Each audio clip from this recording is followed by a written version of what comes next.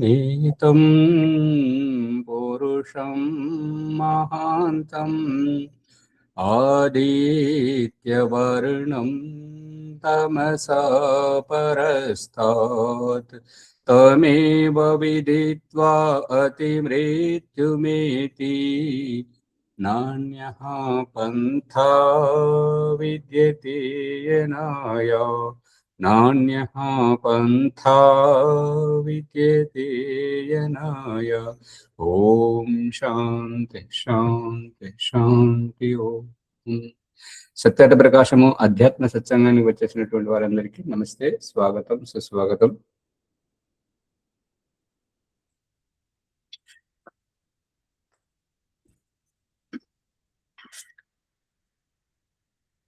సత్యట ప్రకాశము దశమ సమోల్లాసము 230వ పుటలు.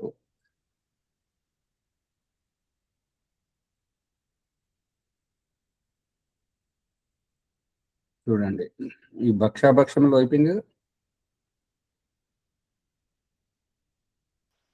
కాలేదు, భక్షాభక్షములు కాలేదు, దానికంటే ముందు పేరాలో ఉన్నాం. Okay okay. 5000 సంవత్సరములకు పూర్వము జరిగిన మహాభారత విషయములు కూడా మరచితిరా. చూడుడు, మహాభారత యుద్ధమునందు ఎల్లరూ వారి వాహనముల మీదనే ఉండి యుద్ధము చేయుచు తినుచు. ఈ గోహత్య ఆరంభం ఆచార్య రోజు గోహత్య ఆరంభం పుట సంఖ్య 231.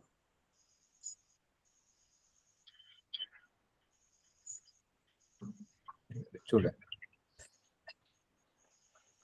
గోహత్య ఆరంభం.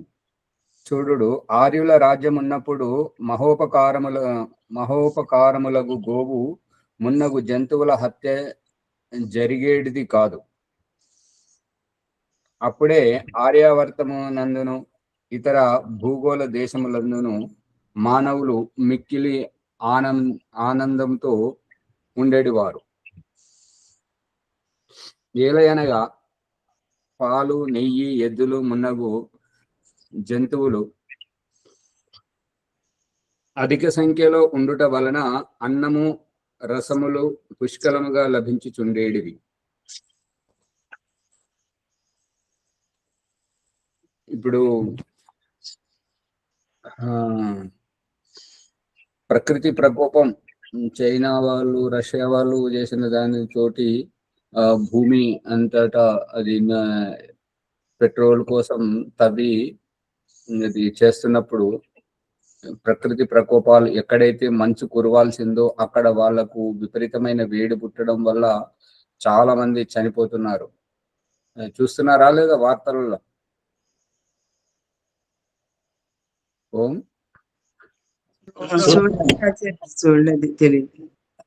ఇప్పుడు అదే టీవీ వస్తున్నాయి. అది ప్రకృతి ప్రకోపాలు. ఒకవైపు ఆవులను చంపుతున్నారు, ఇంకొక వైపు చెట్లను నరికేస్తున్నారు, మరొక వైపు గుట్టలను తవ్వేస్తున్నారు. ఈ చైనాలో ఇంటి వాళ్ళు భూమి లోపల కిలోమీటర్ల చొప్పున లోపలికి తవ్వి ఖనిజాలు తీసుకోవడానికి ప్రయత్నం చేయడం వల్ల ఈ ప్రకృతి ప్రకోపాలు ఇవన్నీ జరుగుతున్నాయి.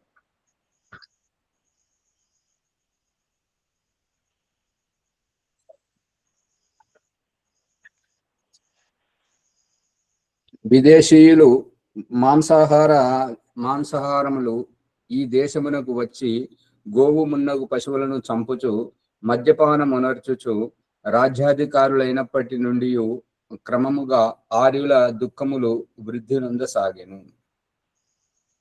విదేశీయులు రావడం,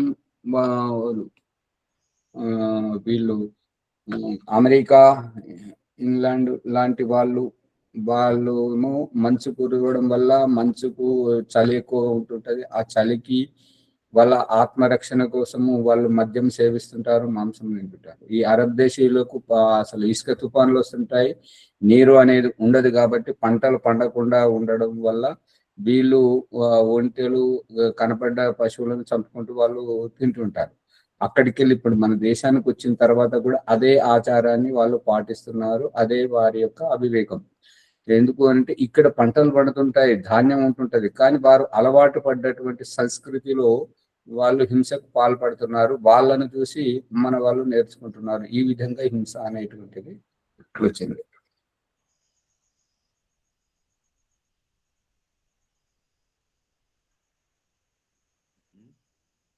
ఏలయనగా నష్టే మూలే నైవ ఫలం నా పుష్పం.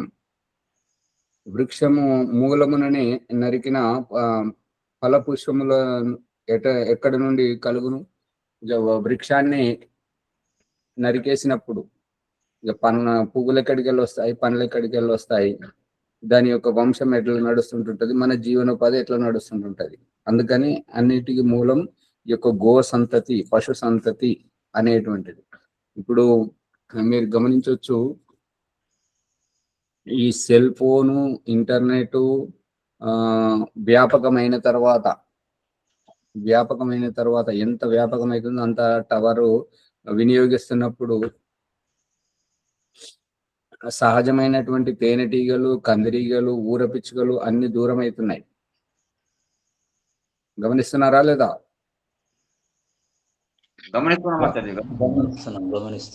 ఇదంతా ప్రకృతి ప్రకోపం. పశు రక్షణం. ప్రశ్న: ఎల్లరూ అహింసకులైనచో వ్యాఘ్రాది క్రూర జంతువులు అధికమై గోవు మున్నగు పశువులను చంపి తినను కదా, అప్పుడు మీ పురుషార్థమే వ్యర్థమగునా కాదా? అంటే ఏదైతే పశువులను చంపకూడదు, అహింసకంగా ఉండాలి అనేది మీరు అంటే దయానంద సరస్వతి ఏదైతే ఉపదేశిస్తున్నారో, ఈ పశువులు అయిపోయినప్పుడు క్రూర జంతువులు, ఆవులను వంటి అహింసక జంతువులను చంపుకొని తినునా లేదా? అలా తిన్నప్పుడు మీరు చేస్తున్నటువంటి ఏ పశువును చంపకూడదు అనేటువంటి పురుషార్థం వ్యర్థమవుతుంది కదా అనేటువంటిది ప్రశ్నకర్త యొక్క అభిప్రాయం. దానికి సమాధానం చూడండి, 232వ పుటలో ఉత్తరం. హానికారకములగు పశువులను మనుష్యులను దండించుట లేక చంపుట రాజపురుషుల కర్తవ్యం. ఎవరు పడితే వారు చంపకూడదు. ఇప్పుడు మొన్న రాజస్థాన్ లో ఈ సినిమా హీరో సల్మాన్ ఖాన్ పోయి అక్కడ కృష్ణ జింకలను వేటాడినప్పుడు దానికి వాళ్ళు పోలీసులు పట్టుకొని అతనికి జైల్లో తీసుకెళ్లారు. మళ్ళీ దానికి కోర్టు వారికి శిక్ష వేసిందా లేదా? ఇవి చంపవలసినటువంటిది, వేటాడవలసినటువంటివి రాజపురుషుల యొక్క లక్షణాలు. ఎవరు పడితే వారు కాదు. ప్రశ్న: మరి వాని మాంసమును పారవేయవలెనా? ఎవరైతే సరే, మీ ఉద్దేశం ప్రకారం సామాన్య మానవులు పశువులను చంపకూడదు, రాజపురుషులే చంపాలి, రాజపురుషులు చంపారు. మరి వారి చంపినటువంటి ఆ పశువుల యొక్క మాంసం తినాలా, పడేయాలా? దానికి సమాధానం చెప్తున్నాడు, పారవేయవచ్చును. లేక మాంసాహారి జంతువులను కుక్కలు మున్నగు వాటికి వేయవచ్చును, లేక కాల్చి భస్మం చేయవచ్చును, లేదా ఎవడేని మాంసాహారి తినదలిసిన తినవచ్చును. అందువలన లోకమునకు కలుగు హాని ఉండదు. కానీ మాంసాహారి మనుష్యుని స్వభావం హింసకము కావచ్చును. వారి యొక్క స్వభావం మారుతుంది. ఎవరైనా మాంసం తిన్నట్టయితే ఆ హింసక స్వభావం మారుతున్నప్పుడు ఈ యమనియమాలలో, అష్టాంగ యోగంలో అహింసా వ్రతం అనేటువంటిది భంగమవుతుంది. కాబట్టి ఆత్మ కళ్యాణం అనేటువంటిది అతడు చేసుకోలేకుండా ఉండగలడు. హింస, చౌర్యము, విశ్వాసఘాతము, ఛల కపటాదుల మూలమున పదార్థములను సంపాదించి భుజించు పదార్థములు అభక్ష్యములు. అంటే హింస చేసి గాని, దొంగతనం చేసి గాని, నమ్మక ద్రోహం, విశ్వాసఘాతకము అంటే నమ్మక ద్రోహం, చలము అంటే మోసం, కపటము అంటే దాపరికం, దాగుడు మూతలాడడం, ఆదులు అంటే అటువంటివి. ఇటువంటి హింస, చౌర్యము, విశ్వాసఘాతము, ఛల, కపటము వంటివి ఇవి మూలమున అంటే ఈ ఉద్దేశంతో పదార్థములను సంపాదించి భుజించు పదార్థములు అభక్ష్యములు. అభక్ష్యములు అంటే మనం ఇంతవరకు తెలుసుకుంటుంది ఏంటి అంటే హింస చేసినటువంటిది, మురిగినటువంటిది, పాడైపోయినటువంటిది అదే అభక్ష్యములు అనుకున్నాం. కానీ ఇక్కడ ఏమని చెప్తున్నానంటే హింస వల్ల, దొంగతనం వల్ల, విశ్వాసఘాతకము, ఛల కపటము వంటి వాటి ఆధారముగా ఏ పదార్థాలనైతే సంపాదించుకొని మనము భుజిస్తుంటామో అవన్నీ అభక్ష్యములు. అహింస ధర్మాచరణము వలన సంపాదించి భుజించు పదార్థములు భక్ష్యములు అనబడును. అంటే న్యాయం, అందరికీ యథాయోగ్యమైనటువంటి న్యాయము సత్యము పాటించడం, అహింసా వ్రతం, ధర్మాచరణం. ఏ పదార్థము వలన స్వాస్థ్యము, రోగనాశకము,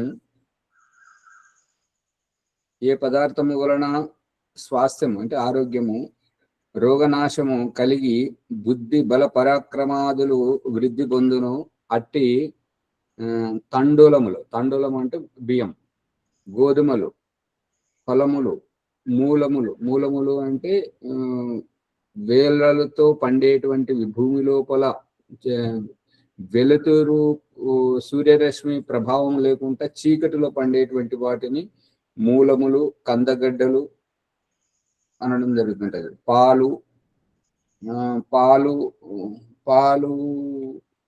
మరి అవి లోపల తయారైతాయి కదా, సూర్యరశ్మితో సంబంధం ఉంటుందా? ఉండదు ఆచార్య. ఏ రకంగా ఉంటది? ఉండదు ఉంటది, ఉండదని కాదు.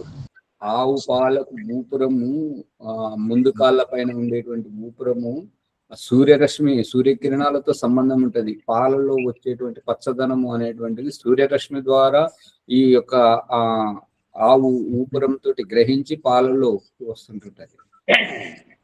మరియు గేదెలకు ఈ యొక్క జెర్సీ ఆవులు, అమెరికా లాంటి వాటికి, ఆ పశు జాతికి ముందు కాళ్ళ మధ్యలో ఉంటుంటది. అది పృథ్వీ తత్వంతో, గురుత్వాకర్షణతో ఉండడం వల్ల ఈ యొక్క సూర్యరశ్మితో ఉన్నటువంటిది దానికేమో బుద్ధి స్ఫూర్తిదాయకంగా ఉంటుంటది. ఈ యొక్క పృథ్వీ వైపు ఉన్నటువంటి దానికి అంత స్ఫూర్తిదాయకంగా ఉండదు. బలం ఉంటుంటది, కానీ బుద్ధి, ఆలోచన శక్తి, స్మరణ శక్తి అనేటువంటిది అంతగా ఉండదు. సూర్యరశ్మి ప్రభావం వల్లనేమో తెలివితేటలు వస్తుంటాయి. ఈ యొక్క పృథ్వీ తత్వం ప్రకారంగానైతే తెలివితేటలు కాదు, శారీరక బలంగానైతే ఉంటారు. అందుకే గేదె పాలకు, ఆవు పాలకు ఇదే తేడా. బాలాజీ గారు అర్థమవుతుందా? అర్థమవుతుంది సార్. పాలు, పెరుగు, నెయ్యి, మిష్టం అంటే తీయని పదార్థాలు తగినట్లు పక్వము చేసి కలిపి తగినట్లుగా మితముగా భుజించినవన్నీ భక్ష్యములు. అంటే మిష్ట పదార్థములు తగినట్లు పక్వము చేసి వండుకొని తినాలి. పచ్చివి చెప్తలేడు చూడండి చాలా జాగ్రత్తగా. తగినట్లు పక్వము చేసి, తగినట్లు అంటే ప్రభాకర్ గారు వెంటనే మైక్ బంద్ చేయి, నేనే మళ్ళీ ఆన్ చేస్తున్నాను. పాణిని మహర్షి అయితే గృహస్థులైనటువంటి వారు ఈ శుష్క భోజనం చెయ్యరాదు. సంస్కృతం భక్షాహ, సంస్కృతం అంటే దాని పదార్థంను సంస్కరించుకుంటే అది రుచికరంగా ఉంటుంటది. రుచికరమైనటువంటిది ఉల్లాసాన్ని, ఉత్సాహాన్ని, ఆనందాన్ని ఇస్తుంటుంటది. మరియు మన శరీరంలో మనకు శారీరక ఎదుగుదలకు, మన బౌద్ధిక సామర్థ్యానికి తగినటువంటి గ్రంథులను విడుదల చేస్తుంటారు. అదే ఏదైనా రోగము కారణంగా మందులు వాడుతూ పథ్యం పాటించినప్పుడు చప్పిడి మెతుకులు అనేటువంటిది ఆ రకంగా చప్పిడి తినేటువంటిది అయిష్టంగా తింటుంటారు. తినాల్సినంత కూడా తినకపోవడానికి కారణం రుచించకపోవడం. అందుకే పాణిని మహర్షి చెప్తున్నటువంటి ఏంటంటే సంస్కృతం భక్షాహ, అష్టాధ్యాయ సూత్రంలో చెప్తున్నాడు అన్నమాట. అందుకని పాలను కూడా నేరుగా తాగొద్దు. పాలను తాగాలంటే పాలు వేడిసినప్పుడు దాంట్లో ఇంత పసుపు వేయాలి, సొంటి వేయాలి, ఇక మిష్టం ఇది కలుపుకొని తాగాలి. ఈ నీళ్ళు ఎవరైతే ఎక్కువ కాలం బతకాలనుకుంటున్నారో చల్లటి నీళ్లు తాగకూడదు, నిల్వ ఉన్న నీళ్లు తాగకూడదు.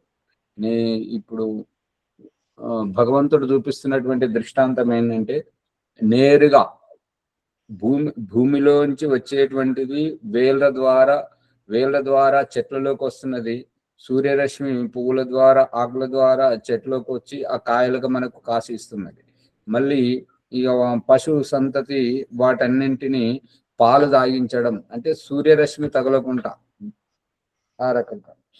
అంటే ఇప్పుడు మనం ఏం చేయాలి అని అంటే, వేడి చేసుకొని తాగిన వారికి ఈ కాళ్ళ వాపులు కానీ, ఈ ముఖము, ఈ చెంపలు ఉబ్బడం కానీ, ఈ యొక్క పిక్కల గట్టిపడడం కానీ, ఆ పాదాలు వాసి ఇట్లా నీరు దిగడం, ఒత్తితే సొట్టలు పడడం, ఇదంతా ఆ యొక్క లివర్ కాలేయం సరిగా పని చేయకపోవడం వల్ల ఇవన్నీ జరుగుతుంది.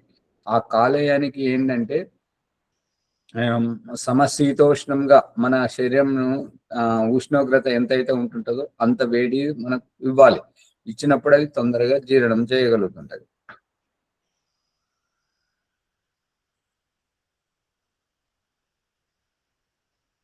అందుకే వండుకొని పక్వం చేసి తగినట్లుగా మితముగా భుజించాలి. ఇక ఎంతో రుచికరంగా దొరికింది కదా అని చెప్పేసి ఎక్కువ తక్కువ తింటే మళ్ళీ చాలా ఇబ్బంది కలుగుతుంటది. కాబట్టి మితముగా తినాలి.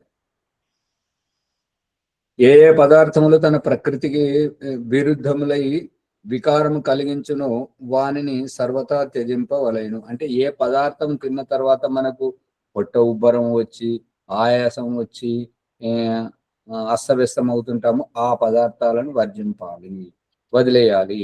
ఏ పదార్థములు తింటే మనం తేలిగ్గా ఉంటామో, హుషారుగా ఉంటుంటామో, మనం ఆరోగ్యవంతంగా ఉంటామో ఆ పదార్థాలని నిరంతరంగా అటువంటి విధంగా.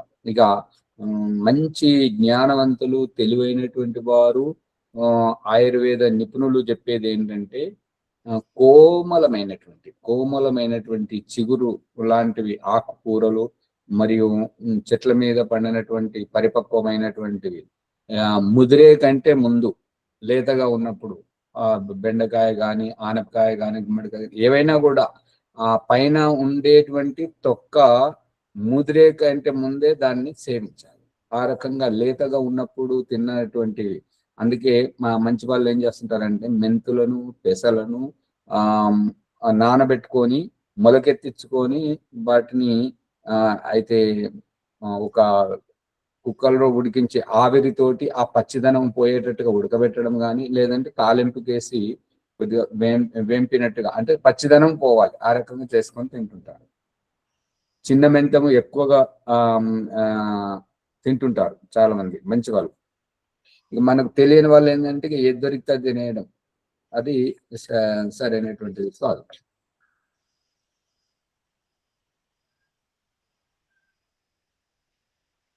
సహభోజన దోషములు. సహభోజనం భోజనము అంటే, సహభోజనం అంటే ఒక పంక్తిబద్ధంగా ఒక గుమిగూడినట్టుగా తినడం దోషం కాదు. ఈ దోషం ఏంటంటే, ఇప్పుడు వీళ్ళు ముస్లింలు ఉంటది ఏంటంటే, తురక వాళ్ళు ఏం చేస్తుంటారంటే, రంజాన్ కానీ ఇంకా వీళ్ళ పెద్ద పెద్ద మొహర్రం అటువంటి దాంట్లో ఏంటంటే, ఒక దాంట్లో కూరగాయ పెట్టుకుంటారు, ఇంకొక దాంట్లో రొట్టెలు పెట్టుకుంటారు. ఇక దాని చుట్టూ కూర్చుండి అందరూ తింటుంటారు ఒకే కంచంలో. అది దోషం.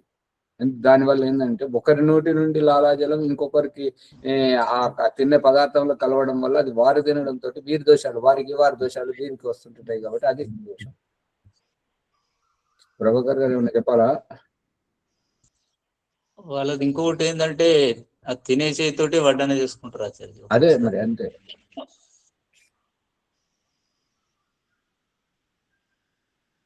కలిసి భుజించుటలో ఏమైనా దోషము కలదా లేదా అని ప్రశ్నకర్త ప్రశ్న. దానికి సమాధానం, దోషం ఉన్నది. ఒకని స్వభావంతో మరి ఒకని స్వభావము ప్రకృతి కలియదు. కుష్ఠరోగితో కలిసి భోజనము చేసిన మంచివాని రక్తము చెడుటకు అవకాశం ఉన్నది.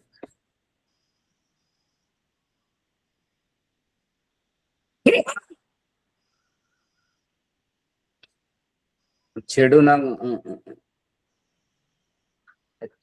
అవకాశం చెడిపోవటకు అవకాశం ఉంది. ఇప్పుడు కామారెడ్డి గురుకులంలో స్వామి సత్యపతి గారు, ఇప్పుడు ఉన్నటువంటి స్వామి బ్రహ్మానందం గారు వారు మనకు నేర్పించినటువంటిది ఏమిటంటే, ఒకరు కూర్చున్నటువంటి ఆ మంచం మీద ఇంకొకరు కూర్చోకూడదు, ఒకరి ఆసనంలో ఇంకొకరు కూర్చుండకూడదు.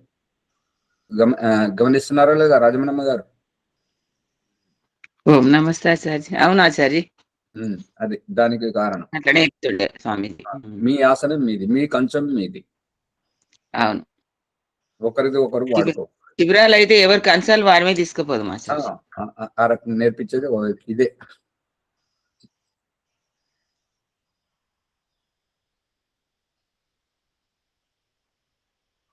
అట్లే మరి ఒకరితో కలిసి తినుటలో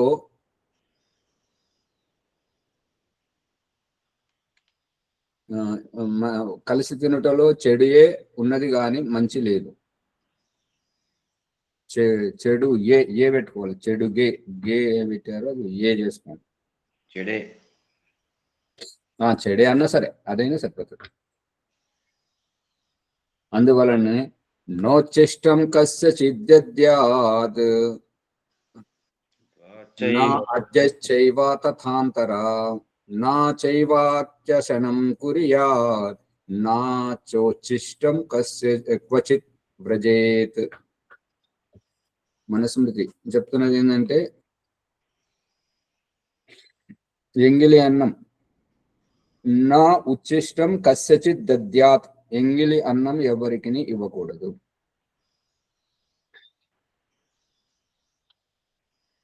ఆద్యాచైవ తథాంతర అంటే దద్యాత్ అన్నాద్యైవ, అన్నాది అంటే అన్నాది, అన్నము వంటివి ఏవైనా కూడా ఆ విధంగానే. అందుకే దయానంద సరస్వతిని అర్థం చేసుకోలేకపోతున్నటువంటిది ఏంటిది అంటే, వివాహ సంస్కారంలో ఉత్తర విధి అయినప్పుడు అక్కడ బండినటువంటి పాత్రలోంచి ఆహుతులు ఇచ్చిన తర్వాత మిగిలిన దాంట్లో మొదట పురుషుడు తీసుకొని తనకు కావాల్సిన తను తీసుకొని మిగిలినదంతా ఆమెకు స్త్రీకి ఇచ్చేయమని చెప్పేసి, భార్యకి ఇచ్చేయమని చెప్తున్నప్పుడు అది అర్థం కానటువంటిది. అంటే ఇప్పుడు ఉచ్చిష్టము అని అంటే మిగిలినటువంటిది, ఉత్శిష్టం ఉచ్చిష్టం. ఇప్పుడు దీన్ని ఏమంటారంటే, వేదంలో ఋగ్వేదంలో ఉచ్చిష్ట సూక్తం ఉంది. ఉచ్చిష్ట సూక్తం ఏంటంటే, ఈ దేవుడు ఆ దేవుడే, ఈ చంద్రుడు ఆ చంద్రుడే, ఈ సూర్యుడు ఆ సూర్యుడే, ఈ పంచమహాభూతాలు ఆ పంచమహాభూతాలు, అంటే పూర్వ సృష్టిలో ఉన్నవే ఇక్కడ ఉన్నాయి అనేది సారాంశం. అంటే అక్కడ ఆ సృష్టి ప్రళయం అయిపోగా మిగిలినటువంటి మళ్ళీ ఈ సృష్టిలో విద్యమానమై ఉన్నాయి కాబట్టి ఇవన్నీ ఉచ్చిష్టమే. అర్థమవుతుందా?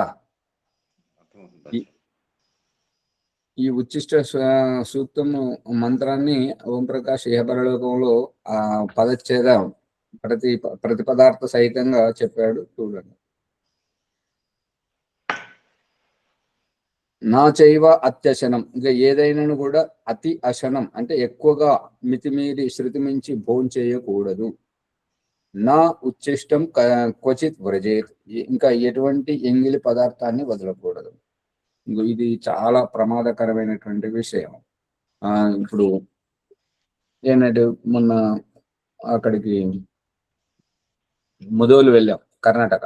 వెళ్తే సమయానికి వాళ్ళు భోజనం తేకపోగా, సరే తెచ్చినప్పుడు వాళ్ళు తీసుకొచ్చి పెట్టారు.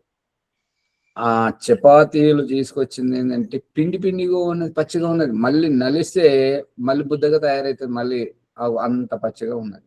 ఆ పచ్చిపిండి తినడం వల్ల ఏమవుతుంటదంటే, పచ్చిపిండి తినడం వల్ల ఏమైందంటే జీర్ణం కాదు, మలబద్ధకం ఉంటుంటది, మళ్ళీ తేనెపులు వస్తుంటాయి, చాలా అవస్థ పడాల్సి వస్తుంటుంటాయి.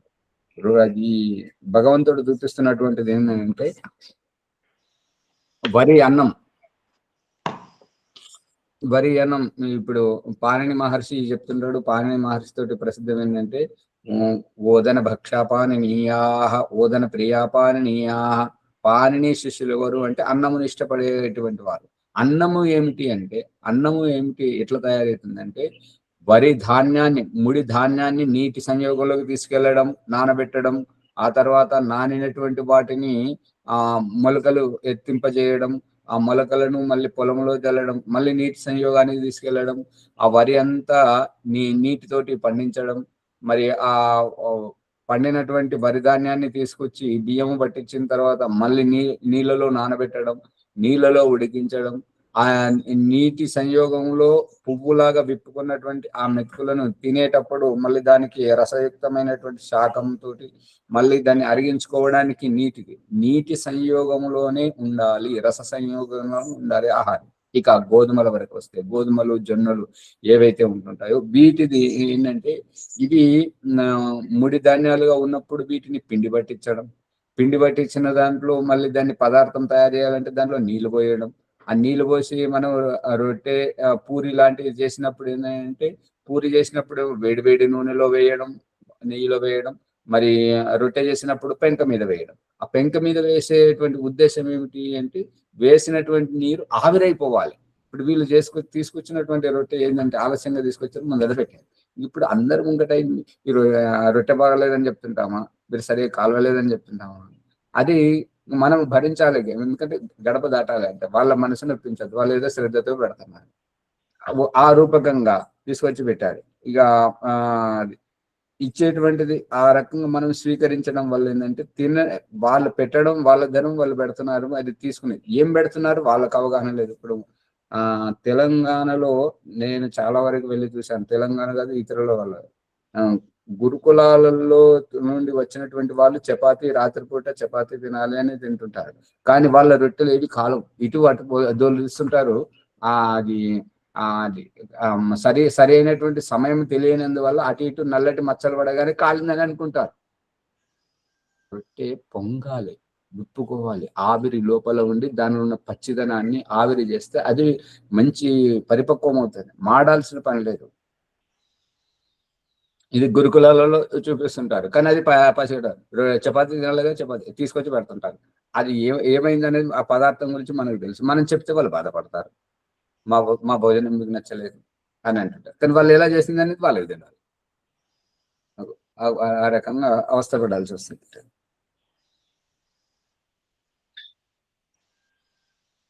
అందుకే మితంగా తినాలి, సమయానుసారంగా తింటే శరీరానికి ఒక సమయం అనేది తెలుస్తుంటది. సకాలంలో మళ్ళీ భోజన సమయానికి విసర్జన అయిపోవాలి. ముందు తిన్నటువంటిది విసర్జన అయిపోతే మంచిగా మళ్ళీ ఆకలి పుట్టుకొస్తుంది. ఆకలి పుట్టితే మళ్ళీ భోజనం చేయొచ్చు, తద్వారా ఆ శరీరం ఆరోగ్యకరంగా ఉంటుంది.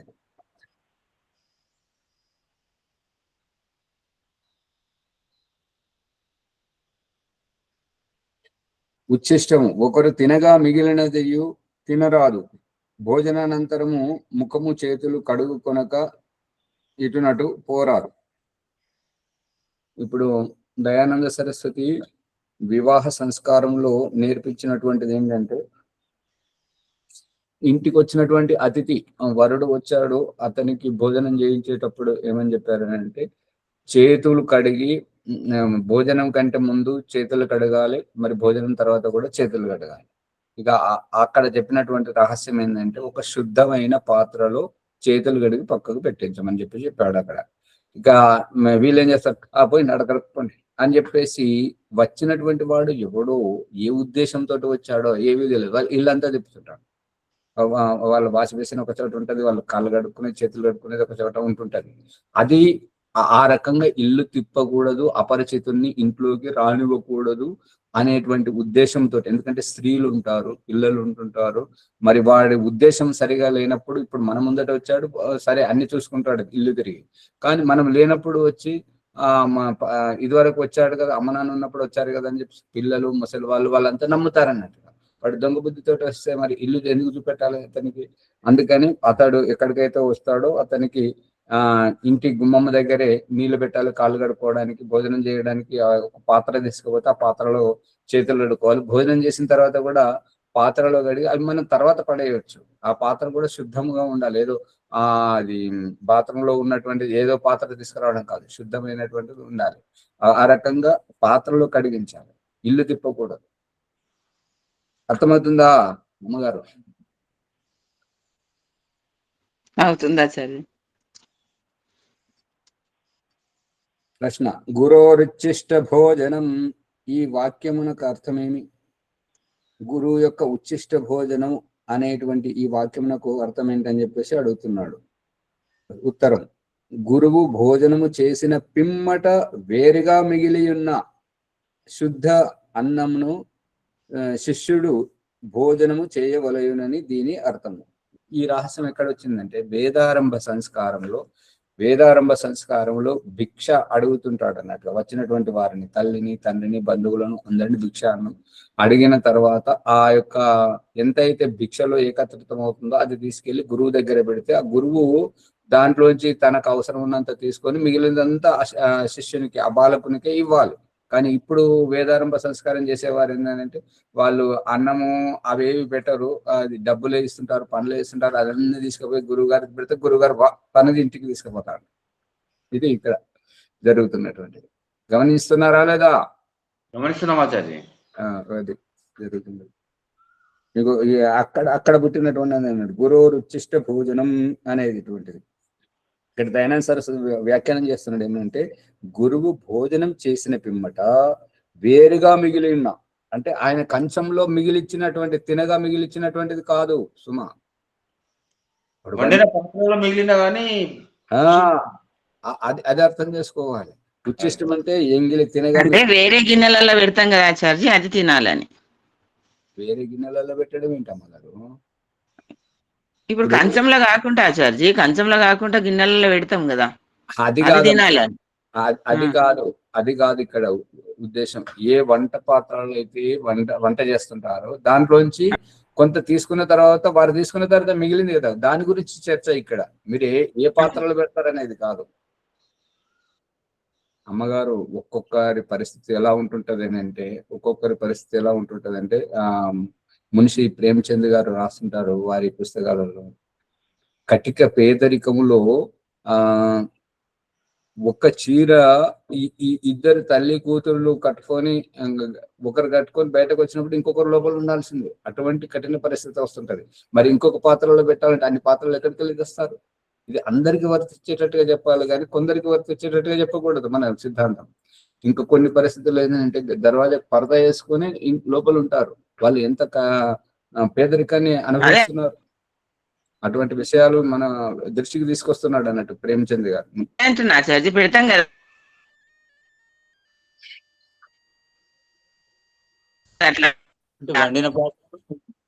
వండిన పదార్థం మనము ఇప్పుడు ఎంతైతే వండుతుంటామో అంత మొదటి వారే అంతా పట్టించుకోలేరు కదా, వారికి ఎంత అవసరమో అంతే తీసుకుంటారు, మిగిలింది ఉంటది కదా, దాని గురించి చర్చ జరుగుతుంది. వండిన పాత్రలో ఉంటది అది అంతే, అది చర్చ.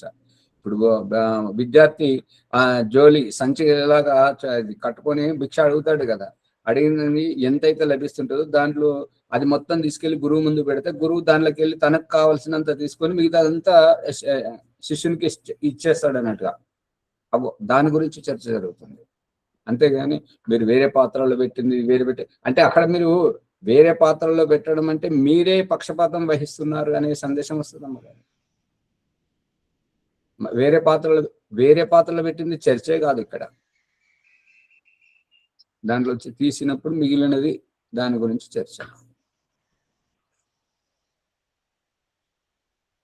వేరే పాత్రలో అంటే ఏంటంటే అది నాకు పెట్టట్లేదు అనేటువంటి ఆశ వేరే వారికి ఉంటుంటది. ఆ పాత్ర నాకు ఇవ్వలేదు, అది నాకు పెట్టలేదు అనేది కాకుండా ఆ భావన వస్తుంది ఆచార్య. అట్లా అదే.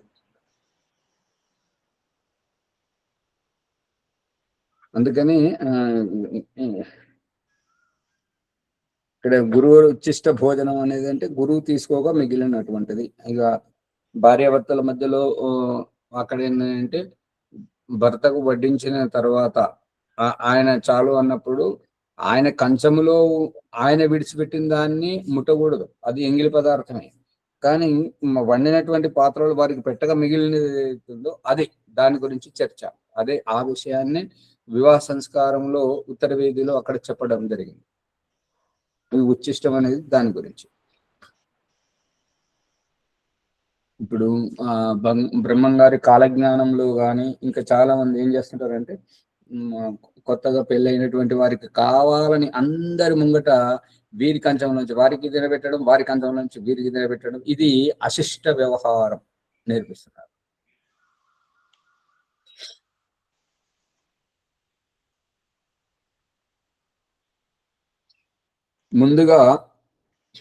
ముందుగా గురువునకు భోజనం చేయించి తర్వాత శిష్యుడు భుజింపవలెనని తాత్పర్యం. ప్రశ్న: ఉచ్ఛిష్టం అంతయు నిషిద్ధమేని ఈగల ఉచ్ఛిష్టమగు తేనె, దూడల ఉచ్ఛిష్టమగు పాలు, ఒక ముద్ద తిన్న పిమ్మట పాత్రలో మిగిలిన అన్నము ఉచ్ఛిష్టములే అగును. ఇక దీని రహస్యం చెప్తున్నాడు ఏంటంటే, మరి ఉచ్ఛిష్టము అన్నదానికి మీరు తప్పుపడితే మరి తేనె ఎట్లా తీసుకుంటున్నావు? వాటి ఎంగిలే కదా, అక్కడికి వెళ్ళి పీల్చుకొని వచ్చి ఇక్కడ జమ చేస్తున్నాయి కదా, వాటి ఎంగిలే తీసుకుంటాం కదా. పాలేంటిది? దూడ తాగిన తర్వాత దాని ఎంగిలే కదా మనం తీసుకుంటున్నది.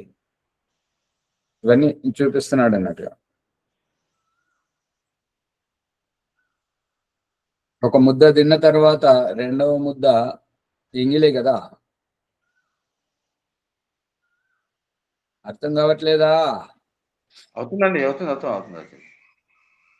ఇదే విషయం నీళ్లు తాగడానికి పోయినప్పుడు జల పారేటువంటి ఆ యొక్క సెలయేరులో, ఆ నదిలో పారుతున్నటువంటి దాంట్లో దోశలతో నీళ్లు తాగితే, మొదటి దోశలు తాగాము, రెండవ దోశలు తాగే నీళ్లు ఉచ్చిష్టమా? పారే నీళ్ళు అయితే కావాలి. ఆ రహస్యం పట్టుకోవాలి అక్కడ. ఎందుకంటే మనం ఎప్పుడైతే ఇట్లా దోశలు ముంచి తీసేగానే ఇంకా వేగానికి వచ్చి అవి వెళ్ళిపోయినాయి, మళ్ళీ వేరే కొత్త నీళ్ళు వస్తుంటాయి. రెండవ దోశలకి రెండవ నీళ్ళు.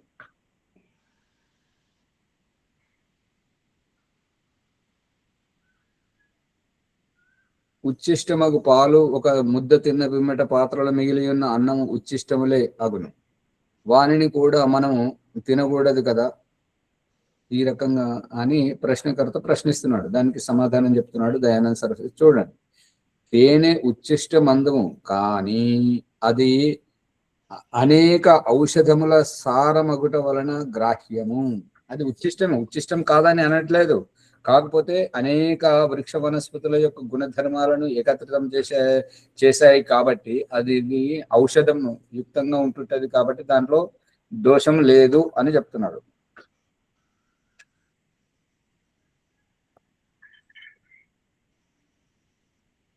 గ్రాహ్యం: దూడ తన తల్లి పొదుగులోని వెలుపలి పాలు తాగునే కాని లోపలి పాలను తాగదు.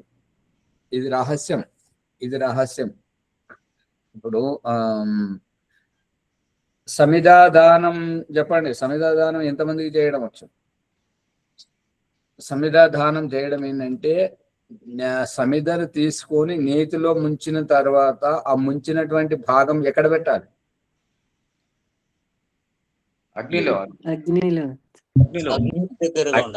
అగ్ని సంయోగములోకి రావాలి. ఎందుకు అంటే, ఆ ముంచినటువంటి ఆ నెయ్యి ఈ వేడికి కరిగి ఆ సమిధను అంటుకోవడానికి దానికి వినియోగం అవుతుంది. వేరే వాళ్ళు అయితే ఆ యజ్ఞకుండంలో వేయడమే ఉద్దేశం అన్నట్టుగా చూస్తుంటారు. అది వెలుగుతుందా లేదా, అగ్నికి తలుగుతుందా లేదా అనేది తెలియదు. అది గమనించాలి. ఇక్కడ దయానంద సరే చెప్తున్నాడు ఏంటంటే, పాలు తాగేటువంటి శిశువు, ఆ దూడ దాని రొమ్మును నోట్లో పెట్టుకొని పీల్చినప్పుడు లోపటివే బయటకు వస్తున్నాయి. బయటవే తాగుతుందే కానీ లోపలి తాగుతలేదు కదా. అవును, ఇది ఈ రహస్యం చెప్తున్నాడు ఇక్కడ. మళ్ళీ ఆ పొదుగును కడిగి తీస్తే మంచిది. ఇప్పుడు అది తాగుతున్నప్పుడు దాని లాలాజలము కడిగినాకనే తీస్తారా ఆచార్జీ? అది అలా తీయడమే శిష్టాచారం. కడిగినాకనే తీస్తా. అమ్మగారు, ఇది శాసనం మీ భాష ఎలా ఉంటుంటది అంటే అదే అని అంటారు, కానీ చాలా మంది కడగరు. అందుకని కడగాలి.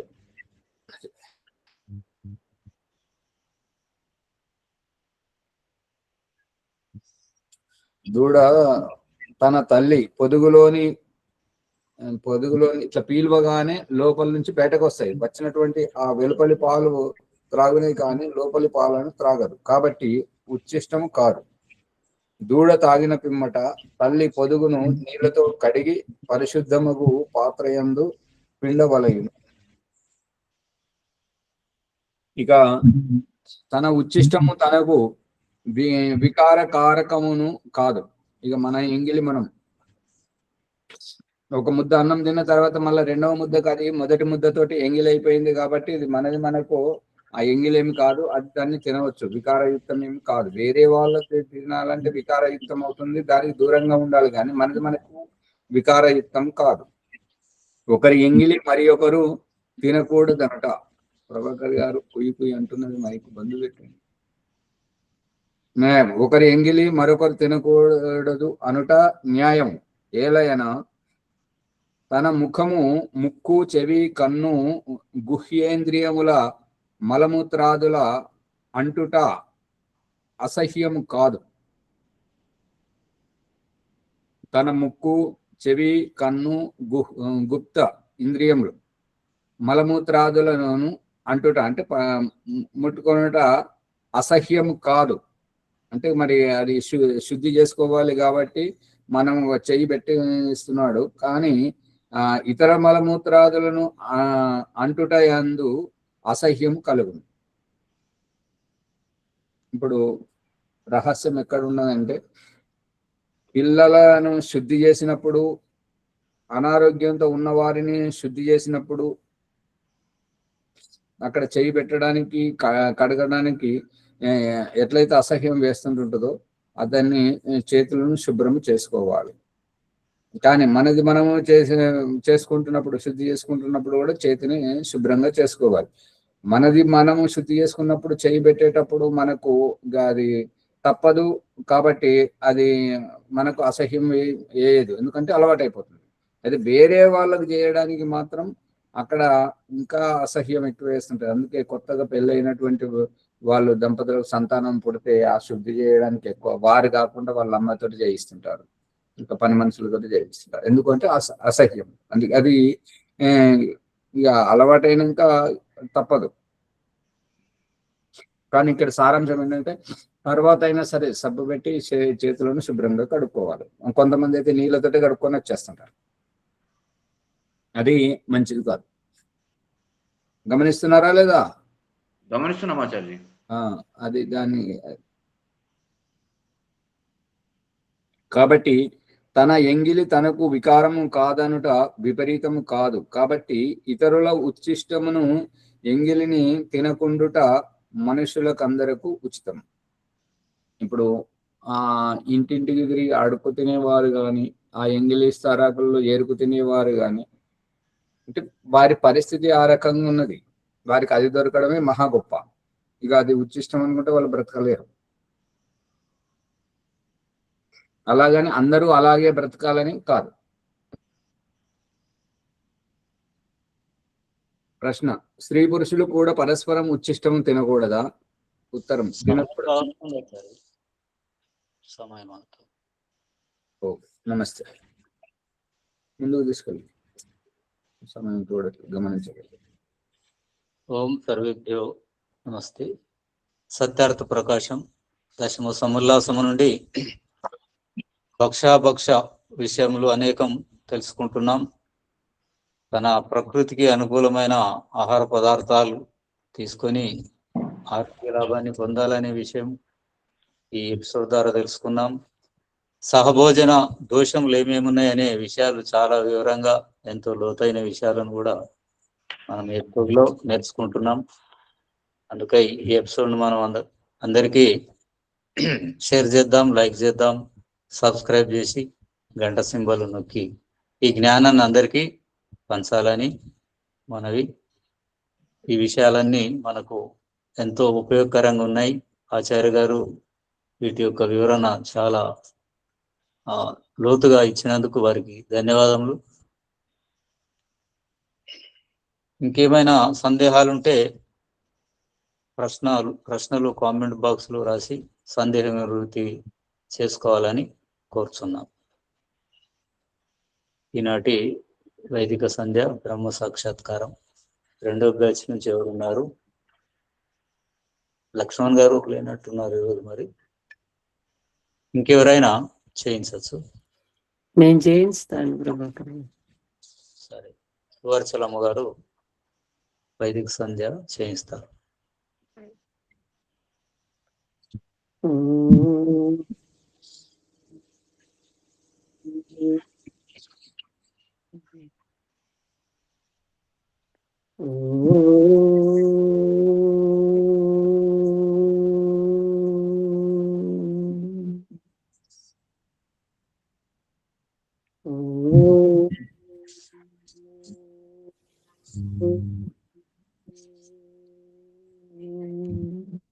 అమ్మగారు మంచిగా కూర్చోండి, మీరు సరిగా కనబడతలేరు. ఇప్పుడండి ఇంకా కొంచెం. ఇది బాగుంది. సంధ్యాయోగ బ్రహ్మ సాక్షాత్కారం. ఓం అమృతోపస్తరణమసి స్వాహ. ఓం అమృతాభిధానమసి స్వాహ. ఓం సత్యం యశస్వీర్మయి శ్రీకృష్ణయతాం స్వాహ.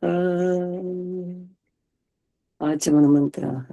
ఓం సెన్నో దేవీరభిష్టయ ఆపో భవంతు పీతయే సంయోరభిస్రవంతు నః.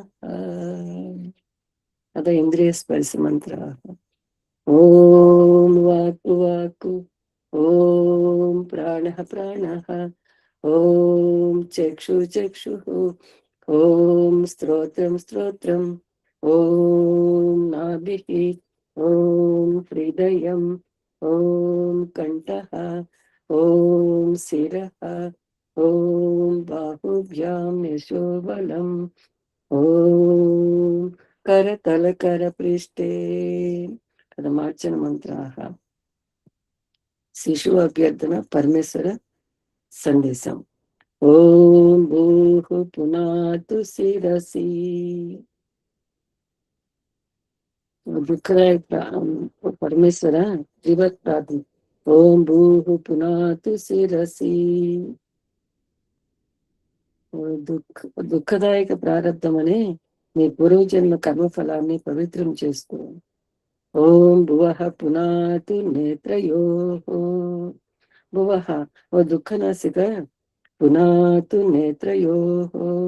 జీవాత్మ నీ నేత్రయోః. జీవాత్మ నీ నేత్ర దర్శన అంటే కంటికి కనపడే దృశ్య రూపము మరియు నీ ప్రజ్ఞాబుద్ధి అంటే ఇది బాగుంది అది బాగుండలేదనే మూల్యాంకము బుద్ధి యొక్క అసంతృప్తియే నీ దుఃఖానికి కారణం. కాబట్టి ఈ రెండింటి మధ్య తటస్థ స్థితి అంటే సంతృప్తికరం సాక్షిభూతముగా ఉండము అంటే నిలకడగా ఉండము అని. ఓం స్వహ పునాతు కంఠే. ఓం స్వహ ఓ స్వయం సుఖ స్వరూప పరమేశ్వర పునాతు కంఠే. కంఠకూపే కంఠకూపే క్షుత్పిపాస నివృత్తి యోగ దర్శనమును. కంఠంలోని గుంత కదలికపై ప్రత్యేక ధ్యాస పెట్టి నీ ఆకలి దప్పికల పట్ల అసంతృప్తిని తగ్గించి జయించు. ఆ ఆకలి దప్పికల నివృత్తి సంతృప్తికర స్వయం సుఖానందమే నీ జీవన్ముక్తికి మోక్ష సోపానము. ఓం మహ పునాతు హృదయే. ఓ మహః ఓ మహిమాన్విత మాయాస్వరూప పునాతు హృదయే. ఓ జీవాత్మ ఆధ్యాత్మ పురోగతికై దైవం పట్ల ఉన్న నీ భ్రమను నివృత్తి చేసుకో. నీ హృదయాంతఃకరణములో దైవ సాక్షాత్కార దర్శనం చేసుకో. ఓం జనః పునాతు నాభ్యాం. ఓం జనః ఓ జగన్నాయక పునాతు నాభ్యాం. ఈ జన్మ జరా మరణ పునాతు నాభ్యాం. ఈ జన్మ జరా మరణదు అంతరార్థం ఏమిటి స్వామి? నాభి యొక్క నాభి చక్రే కాళిక జ్ఞానం అంటే నాభి చక్రంలో సమయంతో ఈ తిని త్రాగి విసర్జించడం ఏమిటి అని విచారిస్తే మన శారీరక జన్మల అంతరార్థం బోధపడుతుంది. నాభిరిమే చిత్తం విజ్ఞానం అనేక విధాలుగా స్మరించుకునే వ్యవహారిక జ్ఞాన విజ్ఞానం దేహం మధ్యలో ఉంది. ఓం తపః పునాతు పాదయోః. ఓం తపః ఓ పరాత్పర ఈ తపస్సు యొక్క అంతరార్థం ఏమిటి స్వామి? ఓ జీవాత్మ నీ జన్మ జరామరణ దుఃఖదాయక స్థితి నుంచి నిన్ను నువ్వు ఉద్ధరించుకో. ఎట్లంటే ఇమమ్మే గంగే యమునే సరస్వతి. దేహంలోని ఇడాపింగళాన్ని 2 నాడుల శ్వాస ప్రశ్వాసలతో జీవాత్మను క్రింద నుండి పైకి లేచిన అవగాహనను, ఆ కనపడని నిప్పు ఇక్కడున్నదని, కనపడని పొగను భౌతిక వ్యవహారికంగా ముక్కుకు వాసన చూపిస్తున్న దృష్టాంతరం పిస్తోలుతో మాయాగుండను పేల్చి ముక్కుకు వాసన ద్వారా బ్రువిటి పీయూష గ్రంథుల దేహి ఆత్మకు తెలియచేయటం. సందేహ నివృత్తి. ఓం పునాతు పాదయోహో అంటే పాదముల వద్దన కాదు, జంగాభ్యాం పదభ్యాం ధర్మో అస్మి విశ్రాజ ప్రతిష్ఠిత. పాద తొంటెముకల మధ్యలో నేను అనే దేహి జీవాత్మ ఉన్నాను.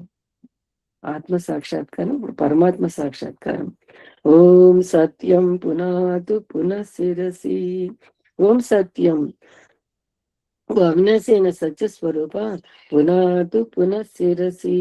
ఓ జీవాత్మ, పవిత్ర భావనతో మరోసారి మళ్ళీ శిరస్సునందు అనుభవం చేసుకుని ఎరుగు, ధన్యమవుతావు. సత్యస్యాపి హితం ముఖం అంటే సత్యం యొక్క స్వరూపము కప్పబడి ఉంది. యో అసో ఆదిత్య పురుష సో అసో అహం. ఆ సూర్యునిలో తెల్లగా కనిపిస్తున్న ప్రకాశ స్వరూప పురుషుడు నేను. పురీషం వశాన సుకృతస్యలోకే తత్రగచ్చత్ర పూర్వ పర్యతాహ. జీవాత్మ, నువ్వు ఇక్కడ ఉండవలసిన వాడవు కాదు. ఎక్కడికైతే ఇక్కడ పూర్వజులు తరించిపోయారో అటు ఆ పుణ్యలోకాలకు వెళ్ళు. మళ్ళీ పవిత్రాత్మక శీర్షస్థాయి నీ భౌతిక ఆత్మకోత్కర్షం అధిగమించు. ఓ జ్ఞాన స్వరూప, ప్రకాశం కనిపిస్తుంది కానీ నువ్వు కనిపించట్లేదు. ఎక్కడున్నావు స్వామి? సూర్యుని ప్రకాశింపజేస్తుంది, ప్రకాశిస్తున్నది ప్రకాశం నేనే. నశక్కితే వర్ణయుతం గిరా తదా స్వయం తదంతఃకరణ్యాన్ని గృహ్యతే. జీవాత్మ ప్రార్థన. ఓం ఖం బ్రహ్మ. ఓ సర్వవ్యాపక పరమేశ్వర, ఈశ్వర సందేశము. ఈ సంకుచిత శారీరక పింజరం నుంచి అధిగమించి ఆకాశం వల్ల అంతటా వ్యాపించి ఉన్న ఆ ఈశ్వరానుభూతిని పొందటం. అష్టచక్రముల ప్రమాణం.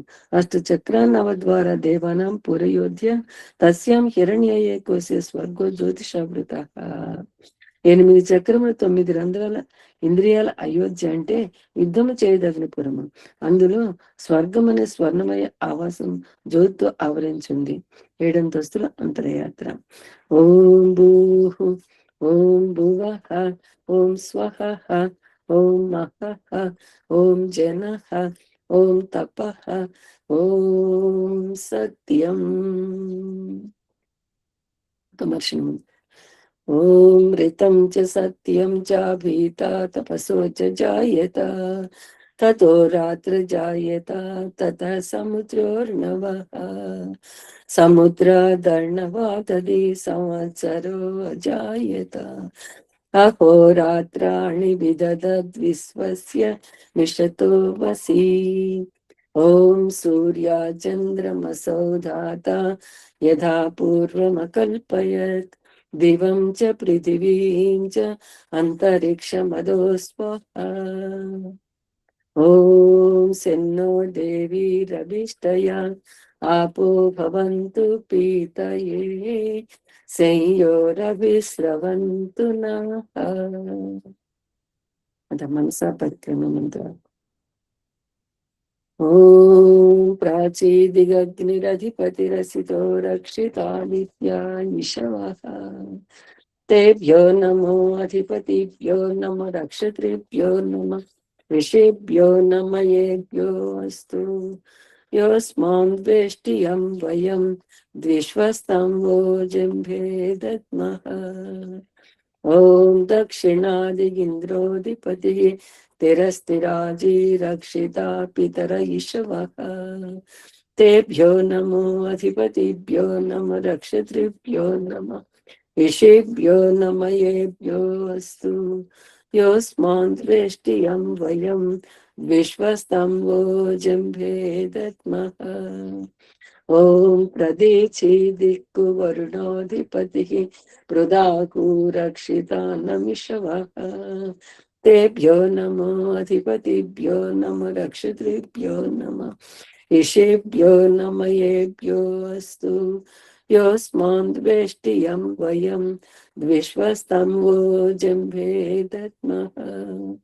उदीची दिक्कु सोमोऽधिपतिः स्वजो रक्षितासि निरिषभः तेभ्यो नमो अधिपतिभ्यो नमो रक्षितृभ्यो नमः ऋषिभ्यो नमः येभ्योऽस्तु योऽस्मान् द्वेष्टियं वयं विश्वस्तं वो जिह्वे दद्मः ॐ ऊर्ध्वा ध्रुवादिक्कु विष्णुरधिपतिः कल्मषग्रीवो रक्षिता वीरुदयिषवः तेभ्यो नमो अधिपतिभ्यो नमो रक्षितृभ्यो नमः ऋषिभ्यो नमः येभ्योऽस्तु योऽस्मान् द्वेष्टियं वयं विश्वस्तं वो जिह्वे दद्मः ॐ ऊर्ध्वा दिक्कु बृहस्पतिरधिपतिः स्वित्रो रक्षिता वर्षमिषवः तेभ्यो नमो अधिपतिभ्यो नमो रक्षितृभ्यो नमः ऋषिभ्यो नमः येभ्योऽस्तु योऽस्मान् द्वेष्टियं वयं विश्वस्तं वो जिह्वे दद्मः उपस्थानमन्त्राः जात वेदसे सुनवाम सोम मरातीयतो दहाति वेदः सनः पर्षदति दुर्गाणि विश्वानावेव सिन्धुं दुरितात्यग्निः चित्रं देवानां मुदगादनेकं चक्षुर्मित्रस्य वरुणस्याग्नेः अप्राज्यावा पृथिवी अंतरिक्षं सूर्यात्मा जगतस्तुषश्च उदुत्यं जातवेदसं देवं वहन्ति केतवः दृशे विश्वाय सूर्यम् उद्वयं तमसस्परिस्वाहा पश्यन्त उत्तरं देवं देवत्रा सूर्यमगन्म ज्योतिरुत्तमम् तच्चक्षुर्देवहितं पुरस्तात् शुक्रमुच्चरत् पश्येम शरदसितं जीवेम शरदसितं शृणुयाम शरदसितं प्रब्रवाम शरदसितं अधीनाः स्याम शरदसितं भूयस्य शरदसिता ॐ सिन्नो देवीरभिष्टया आपो भवन्तु पीतये संयोरभिस्रवन्तु नः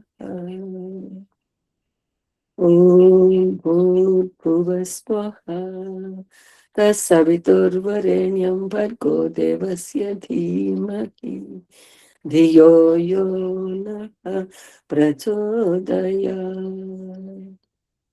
హే జగదీశ్వర దయానిధి మీ అనంత కృప వలన మేము చేస్తున్న జప ఉపాసనాది కర్మముల మూలమున ధర్మ అర్థ కామ మోక్షములని చతుర్విధ పురుషార్థముల సిద్ధము ఈ జన్మ ఎందు సంప్రాప్తించుకున్నట్లు అనుగ్రహింపు స్వామి. ఓం నమ శంభవాయ చ మయ భవాయ చ నమ శంకరాయ చ మయస్కరాయ చ నమ శివాయ చ శివతరాయ చ. ఓం సిన్నో దేవీరభిష్టయా आपो भवन्तु पीतये संयोरभिस्रवन्तु नः. इति ब्रह्मयज्ञं समाप्तं. ఓం శాంతి శాంతి శాంతి. నాకు అవకాశం ఇచ్చినందుకు ధన్యవాదాలండి. ధన్యవాదములు సువత్సలమ్మ గారికి. శాంతి పాఠం. ఓం ద్యౌ శాంతి అంతరిక్షం శాంతి పృథివీ శాంతి ఆపశాంతి ఓషధయ శాంతి వనస్పతే శాంతి విశ్వే దేవా శాంతి బ్రహ్మ శాంతి సర్వం శాంతి శాంతిరేవా శాంతి సామా శాంతిరేధి. ఓం శాంతి శాంతి శాంతి. ఓం సర్వేభ్యో నమస్తే. ఓం నమస్తే ఆచార్య. సర్వేభ్యో నమో నమః. నమస్తే నమస్తే. నమస్తే ఆచార్య.